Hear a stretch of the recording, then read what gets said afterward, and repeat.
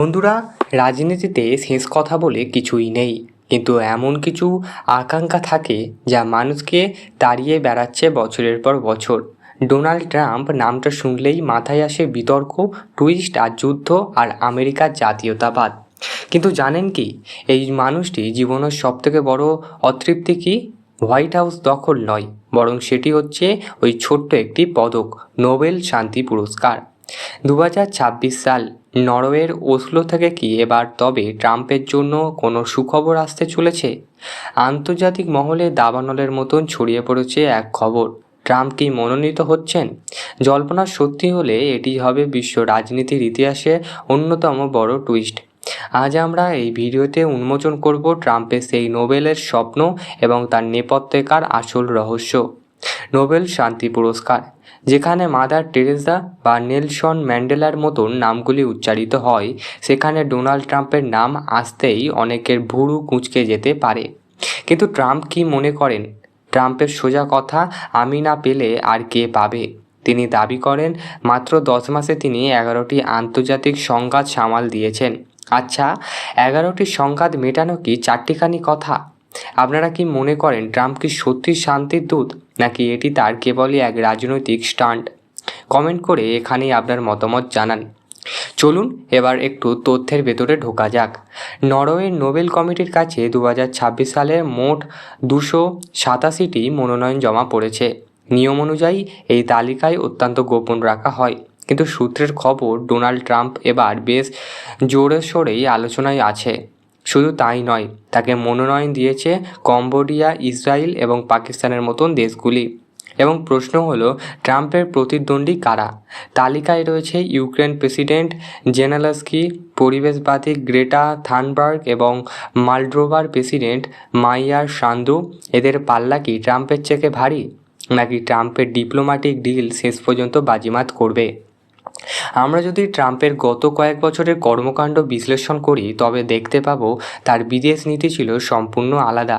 তার সমর্থকরা আব্রাহাম আক্সওয়ার্ড এবং কথা বারবার বলেছেন, মধ্যপ্রাচ্য ও ইসরায়েলের সঙ্গে আরব দেশগুলির সম্পর্ক স্বাভাবিক করার ক্ষেত্রে ট্রাম্পের ভূমিকা অনস্বীকার্য ছিল। কিন্তু মুদ্রা উল্টোপিঠেও আছে। সমালোচনা বললে ট্রাম্পের সময়ে ন্যাটোর ঐক্য নড়বড়ে হয়েছিল, তিনি জলবায়ু চুক্তি থেকে বেরিয়ে গিয়েছিলেন। তাহলে প্রশ্ন জাগে, নোবেল কমিটি কি শান্তি বলতে শুধু চুক্তি বোঝে, নাকি বিশ্ব ভ্রাতৃত্ব? এখানেই মূল বিতর্ক।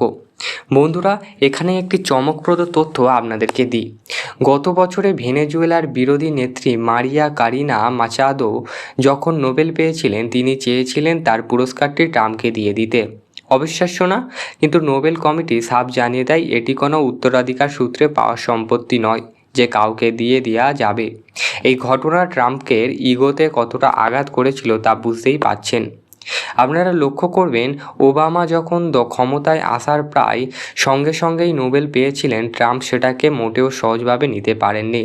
তিনি বহু জনসময় প্রকাশ্যে বলেছেন, আমি ওবামার চেয়ে অনেক বেশি কাজ করেছি, কিন্তু মিডিয়া আমাকে কৃতিত্ব দেয় না। এই যে স্বীকারোক্তি পাওয়ার এক তীব্র খিদে, এটাই কি ট্রাম্পকে বারবার নোবেল পুরস্কারের দৌড়ে টেনে আনে? ট্রাম্প মনে করেন বিশ্বশান্তি রক্ষায় তার যে অনকনভেনশনাল বা প্রথা বহির্ভূত কূটনীতি, তার যথাযথ মূল্যায়ন আজ হয়নি। 2026 সাল কেন গুরুত্বপূর্ণ? কারণ ইউক্রেন যুদ্ধ এবং গাজা সংকটে বিশ্ব এখন টলমল। ট্রাম্প দাবি করছে তিনি ক্ষমতায় থাকলে এই যুদ্ধগুলো একদিনেই থামিয়ে দিতেন। যদি সত্যিই তার মধ্যস্থতায় কোনো বড় যুদ্ধ থামে, তবে নোবেল কমিটি কি তার উপেক্ষা করতে পারবে? কিন্তু মনে রাখবেন, নোবেল শান্তি পুরস্কার ইতিহাস রাজনৈতিক বিতর্কে ঠাসা। হেনরি কিসাঞ্জ থেকে শুরু করে বারাক ওবামা, অনেকের মনোনয়ন নিয়েই প্রশ্ন উঠেছে। ট্রাম্প যদি শেষ পর্যন্ত এই পুরস্কার জিতে নেন, তা কি নোবেলের মর্যাদা বাড়বে, নাকি বিতর্কের নতুন উচ্চতা নিয়ে যাবে?